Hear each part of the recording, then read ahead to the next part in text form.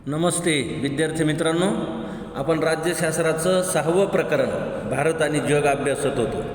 आज आपल्याला या प्रकरणाचे प्रश्नोत्तर विशेषतः वस्तुनिष्ठ प्रश्न अभ्यासायचे आहे.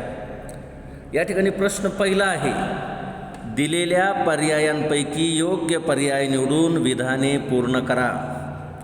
प्रत्येकी 1 गुण, म्हणजे 1-1 गुणांसाठी प्रश्न आहे. इथं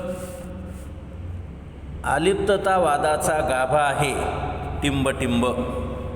या ठिकाणी पर्याय दिलेले 4. जागतिक घडामोडीचे आकलन करण्याचे स्वातंत्र्य, शीतयुद्धात सहभाग, लोकशाही समाजवाद एक धोरण आणि प्रादेशिकवादाचे धोरण. या ठिकाणी उत्तर आहे उत्तर लिहायचं, अलिप्तवादाचा गाभा आहे जागतिक घडामोडींचे आकलन करण्याचे स्वातंत्र्य आणि त्याखाली अंडरलाईन.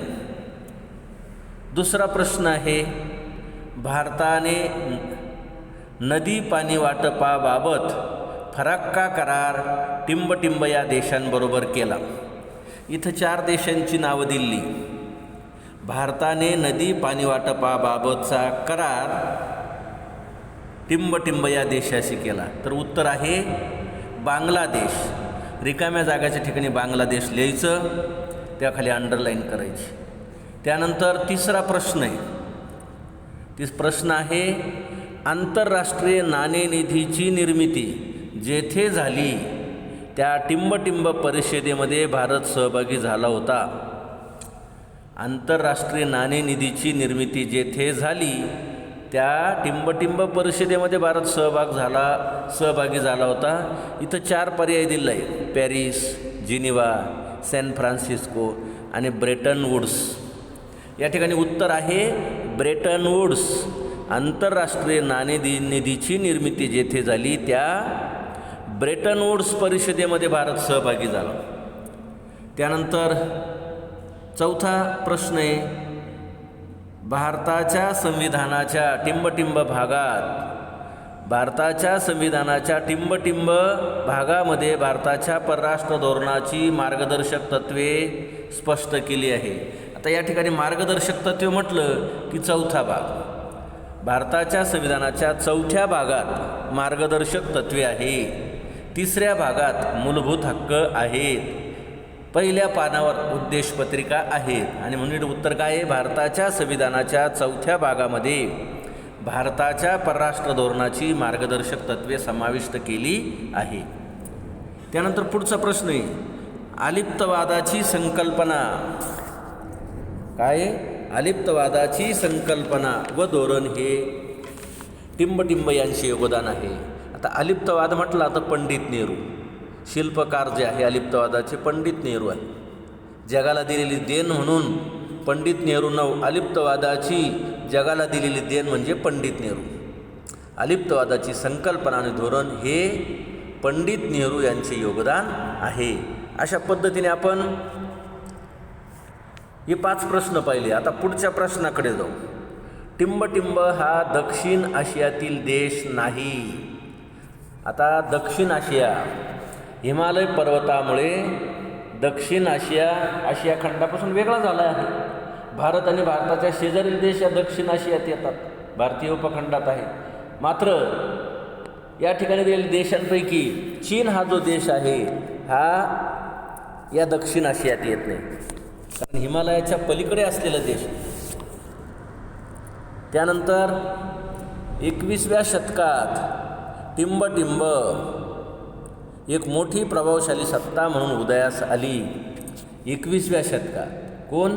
तर इथं दिलेले 4 पैकी कोणता बरोबर आहे? इथं रशिया, इंग्लंड, फ्रान्स, जर्मनी. या ठिकाणी रशिया 91मध्ये रशियाचं सोव्हिएत युनियनचं विघटन झालं. विविध देश तयार झाले, 14 प्रजासत्ताक, त्यातला एक रशिया होता. पण रशियाने अल्पावधीतच खूप प्रगती केली आणि 21व्या शतकात रशिया एक मोठी प्रभावशाली सत्ता म्हणून उदयास आलेली आहे.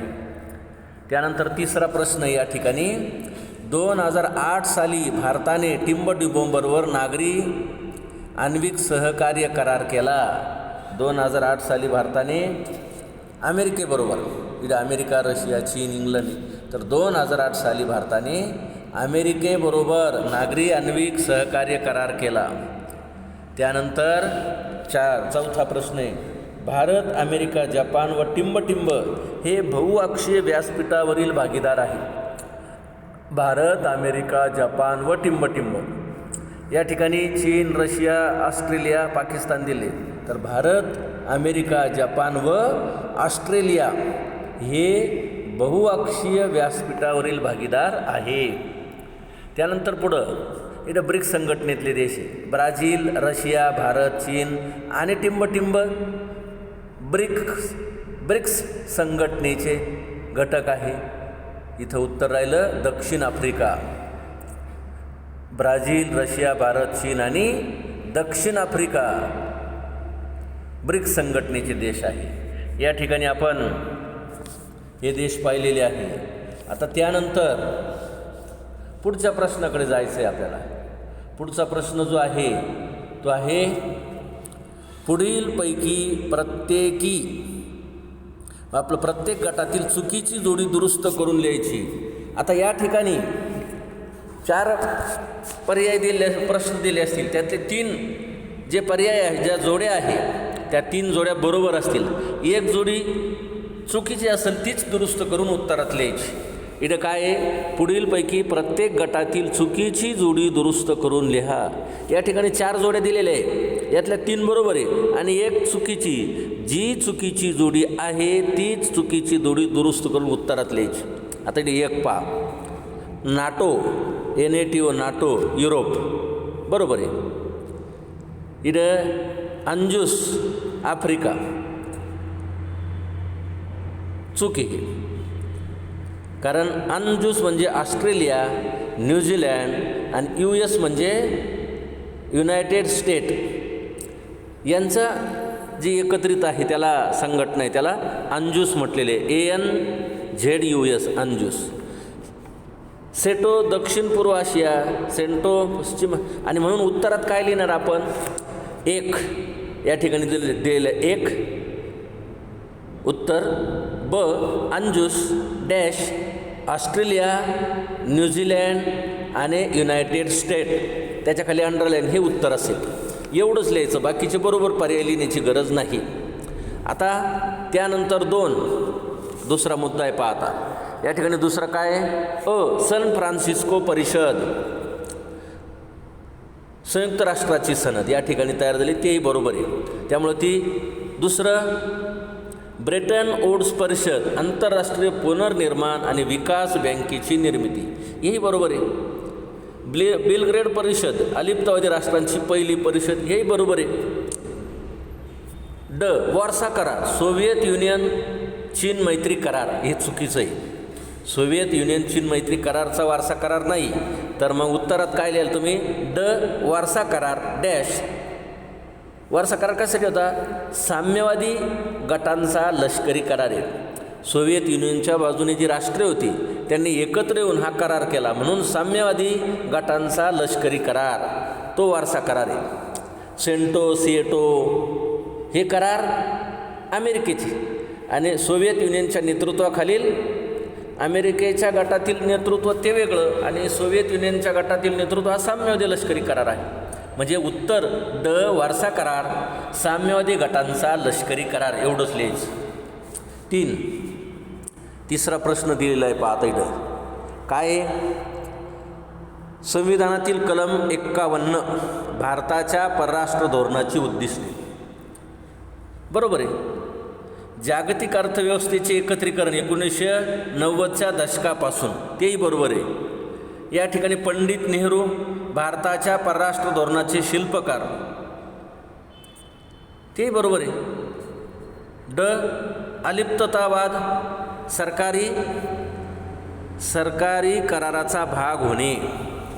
या ठिकाणी अलिप्तवाद आणि सरकारी कराराचा भाग हे चुकीचं आहे आणि म्हणून उत्तरात लिहायचं. उत्तर या 3चं उत्तर लिहितो आणि त्याच्यापुढे अलिप्ततावाद डॅश, हे सरकारी कराराचा भाग होणे यात बदल करायचा आणि काय लिहायचं, कोणत्याही लष्करी कराराचा भाग होण्यास नकार देणे, आहे का नाही. अलिप्तवाद कोणत्याही लष्करी कराराचा भाग नव्हता, ना अमेरिकेच्या लष्करी कराराशी किंवा सोव्हिएत युनियनच्या लष्करी करार सामील. म्हणजे शीतयुद्धाच्या काळात नव्याने स्वतंत्र झालेली राष्ट्रे जी होती दक्षिण आफ्रिकेतली, आशिया खंडात, त्यांनी स्वतंत्र राहण्यास म्हणजेच अलिप्त राहण्याचं धोरण स्वीकारलं. तेच अलिप्तवाद, कोणत्याही लष्करी कराराचा भाग होण्यास नकार देणे. चौथा, अलिप्तवाद स्वतंत्र परराष्ट्र धोरण आणि शांततेचा मार्ग. बरोबर आहे. उदारीकरण, खाजगीकरण, जागतिकीकरण, भारताच्या परराष्ट्र धोरणात मूलभूत परिवर्तन, तेही बरोबर आहे. राष्ट्रीय सुरक्षा सल्लागार, परराष्ट्र धोरणाची कार्यवाही, हे मात्र चुकी. कारण परराष्ट्र धोरणाची कार्यवाही राष्ट्रीय सुरक्षा सल्लागार करत नाही. राष्ट्रीय सुरक्षा, मग काय उत्तर येईल? क, राष्ट्रीय सुरक्षा सल्लागार डॅश परराष्ट्र धोरण ठरवण्यात सहभाग घेतात. परराष्ट्र धोरण, आणि तेच उत्तर लिहायचं. एवढं एकच क पर्याय लिहायचा आणि तो दुरुस्त करून लिहायचा. बाकी बरोबर पर्याय लिहिण्याची गरज नाही, तर 1 मार्क मिळाला. आता 5वा प्रश्न आहे. 5 काय? राष्ट्राध्यक्ष रूझवेल्ट भारताच्या स्वातंत्र्याला पाठिंबा. बरोबर आहे, कारण त्यांनी दिलाच होता. रूझवेल्ट त्यांनी, अमेरिकेचे राष्ट्राध्यक्ष जे आहे, त्यांनी भारताच्या सान फ्रान्सिस्को परिषदेमध्ये भारताच्या स्वातंत्र्याच्या मागणीला पाठिंबा दिला होता. पंतप्रधान चर्चिल, अटलांटिक सनद, हेही बरोबर आहे. त्यानंतर अमेरिकेची रशियाविषयक भूमिका, अमेरिकेची काश्मीरविषयक भूमिका, भारताला पाठिंबा. तर काश्मीरमध्ये भारताला पाठिंबा दिला नव्हता, तर त्याचं ही चुकीच जोडी. अमेरिकेची काश्मीरविषयक भूमिका, भारताला पाठिंबा नाही तर भारताला प्रतिकूल, असं उत्तर लिहायचं. अमेरिकेची काश्मीरविषयक भूमिका डॅश भारताला प्रतिकूल, एवढंच लिहायचं. बाकीचं एकही पर्याय नाही. सोव्हिएत रशिया भारत सोव्हिएत मैत्री करार, हे बरोबर आहे. अशा पद्धतीने आपण हे लिहू शकतो. म्हणजे इथं गटातील ज्या 4 जोड्या दिलेल्या आहेत त्यापैकी एक जोडी चुकीची आहे. ती चुकीची जोडी दुरुस्त करून तेवढीच लिहायची. बाकी बरोबर जोड्या लिहिण्याची गरज नाही, त्याला मार्क मिळतील. आता त्यानंतर आपण पुढं जाऊ. परत तशाच पद्धतीने प्रत्येक गटातील चुकीची जोडी दुरुस्त करून लिहा. इथं 4 जोड्या दिल्या, अ, ब, क आणि ड दिले. काय आहे? पहिली आशियाई शिखर परिषद 1947, बरोबर आहे. बांडुंग परिषद भरली होती 1955, तेही बरोबर आहे. बेलग्रेड परिषद भरली होती 1961, तेही बरोबर आहे. अलिप्त राष्ट्रांची बेलग्रेड परिषद. सान फ्रान्सिस्को परिषद भरली 1920, हे मात्र चुकीचं आहे. तर सान फ्रान्सिस्को परिषद भरली, पण ती 1945मध्ये भरली. आणि म्हणून याचं उत्तर काय लिहिणार आहे? हे 4 पर्याय नाही, फक्त एकच. क, सान फ्रान्सिस्को परिषद डॅश 1945, एवढंच लिहायचं. उत्तर बरोबर. त्यानंतर आता दुसरा प्रश्न. पंडित जवाहरलाल नेहरू, या ठिकाणी पंडित जवाहरलाल नेहरू आशियाई व आफ्रिकी प्रादेशिकवादाची संकल्पना त्यांनी मांडली. बरोबर आहे. आशियाई आफ्रिकी प्रादेशिकवादाची संकल्पना पंडित नेहरूंनी मांडली. येवनेगी प्रियाकोव सोव्हिएत युनियन अमेरिका शिखर परिषदेची संकल्पना, हे मात्र चुकीचं आहे. कारण येवनेगी प्रियाकोव यांनी काय केलं होतं? तर रशिया, चीन, भारत शिखर परिषदेची संकल्पना मांडली होती. आणि म्हणून ही जोडी चुकीची जोडी ती दुरुस्त करून लिहायची. येवनेगी प्रियाकोव सोव्हिएत युनियन अमेरिका शिखर परिषदेची संकल्पना, हे उत्तर न लिहिता अमेरिका शिखर परिषद संकल्पना का रशिया, चीन, भारत शिखर परिषदेची संकल्पना मांडली होती. त्यानंतर तिसरा प्रश्न. तिसरा जो आहे, भारत 1990च्या दशकात आर्थिक आणि तंत्रज्ञान क्षेत्रातील एक सक्षम राष्ट्र. बरोबर आहे.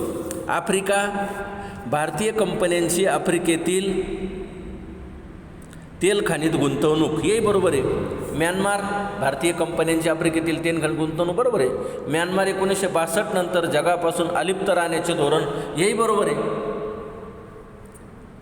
त्यानंतर आग्नेय आशिया, शीतयुद्धाच्या काळात भारताशी घनिष्ठ संबंध, हे मात्र चुकीचं आहे. शीतयुद्धाच्या काळात आग्नेय आशियातील राष्ट्रांशी भारताचे घनिष्ठ संबंध नव्हते, कारण ते इतर राष्ट्रांशी, इतर गटांशी जोडले गेलेले राष्ट्र होते. त्यामुळे भारताशी घनिष्ठ संबंध नव्हते, तर नाममात्र संबंध. शीतयुद्धाच्या काळात भारताशी आग्नेय आशियाचे नाममात्र संबंध होते. म्हणजे उत्तर एवढं एकच, आग्नेय आशिया डॅश शीतयुद्धाच्या काळात भारताशी नाममात्र संबंध. 4. चौथा प्रश्न आहे. पहिले चौथ्यात देखील 4 जोड्या दिल्या आहे. जी आहे म्यानमार. भारताच्या म्यानमारमधील लोकशाही चळवळीला पाठिंबा. बरोबर आहे, भारताने पाठिंबा दिला होता म्यानमारमधल्या चळवळीला. श्रीलंका, भारताने शांतीसेना पाठवली, तेही बरोबर आहे.